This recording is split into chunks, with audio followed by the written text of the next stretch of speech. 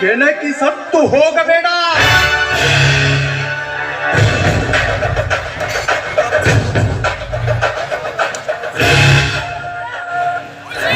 ಏ ಸಾಮ್ರಾಟ್, ನಿನ್ನಂತ ಘಟ ಸರ್ಪಗಳನ್ನು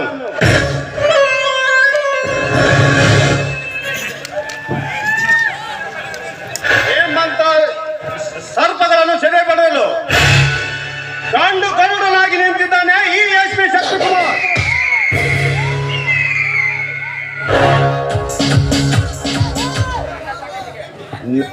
ನಾನು ಮಾತನಾಡುವುದಿಲ್ಲ, ನನ್ನ ಪಿಸ್ತೂಲ್ ಮಾತನಾಡುತ್ತೇನೆ. ಎಸ್.ಪಿ. ನಿನ್ನ ಡಿಪಾರ್ಟ್ಮೆಂಟ್ ನಿಂದ ತುಂಬಾ ಅನ್ಯಾಯವಾಗಿದೆ. ನನ್ನ ಸಂಸಾರ ಸರ್ವನಾಶವಾಗಬೇಕಾದರೆ ನಿನ್ನ ಪೊಲೀಸ್ ಡಿಪಾರ್ಟ್ಮೆಂಟ್ ಕಾರಣ. ಅದಕ್ಕೋಸ್ಕರ 10 ವರ್ಷ ಜೈಲಿನಲ್ಲಿ ಜಪಕಾಯ್ದು ನಿರಪರಾಧಿ ಶಿಕ್ಷೆ ಪಡೆದು ಅದಕ್ಕೋಸ್ಕರ ಸೇಡಿನ ಬಲಿಯಾಗಿ ನಿನ್ನ ಸಾಯಿಸಲು ಬಂದಿರುವೆನು.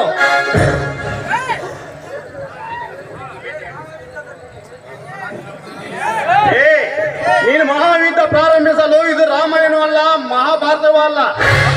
ನೀನೇವ ಮಹಾಸುರ. ಮಹಾಭಾರತದಲ್ಲಿ ದುಶ್ಯಾಸನಿಗೆ ಹೆದರಿ ವೈಸಂಪಾದನೆ ಅಡಗಿ ಕುಳಿತಂತೆ ಈ ಶಕ್ತಿ ಕುಮಾರನಿಗೆ ಹೆದರಿಕೆ ಬೆದರಿಕೆ ಹೇಳಿದರೆ ಹೊರಟು ಹೋಗನೆಂದು ತಿಳಿಯುವೆ. ಎಸ್.ಪಿ. ಕೇವಲ ನಿನ್ನಂತ ಎಸ್.ಪಿ.ಗಳಿಗೆ ಹೆದರಬೇಕಾದ ಹೇಳಿ ನಾನಲ್ಲ.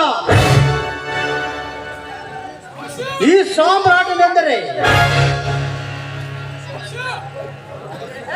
ಇಡೀ ಡಿಪಾರ್ಟ್ಮೆಂಟ್ಗೆ ಸವಾಲಿನ ಶರತ್ತಾಗ್ತಾನೆ. ನೋಡೋಣ.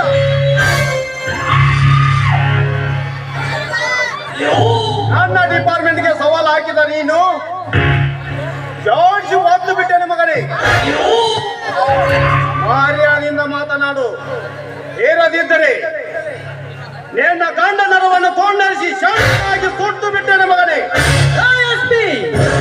ನನ್ನನ್ನು ನೀನು ಒಂದರೆ ನಿನ್ನನ್ನು ಜೀವಂತವಾಗಿ ಹರಿದು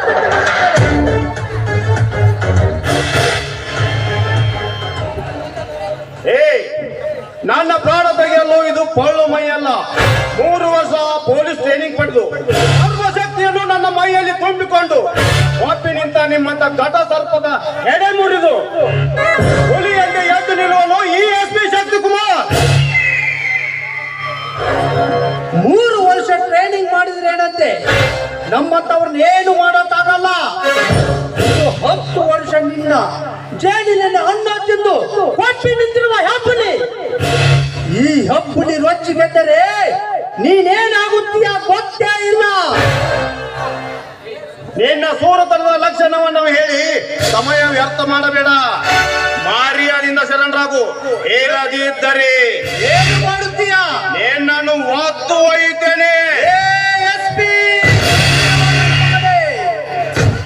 ನನ್ನನ್ನು ಒತ್ತು ಹೋಗುತ್ತೇನೆ ಅನ್ನೋದು ನಿನ್ನೊಂದು ಹುಚ್ಚು ಭ್ರಮೆ. ನಿನ್ನ ತಾಕತ್ತಿದ್ದರೆ ಹೇಳು. ನಿನ್ನ ತಾಕತ್ತಿಗೆ ಒಂದು ಕತ್ತಿನೇ ಕಾಣಿಸ್ತೇನೆ. ಹಿಂದೆ ವಿದೇಶಿಯರು ಬಂದು ನಮ್ಮ ದೇಶವನ್ನು ಕೈವಶ ಮಾಡಿಕೊಂಡು ನಮ್ಮ ದೇಶವನ್ನು ಆಳುತ್ತಿರುವಾಗ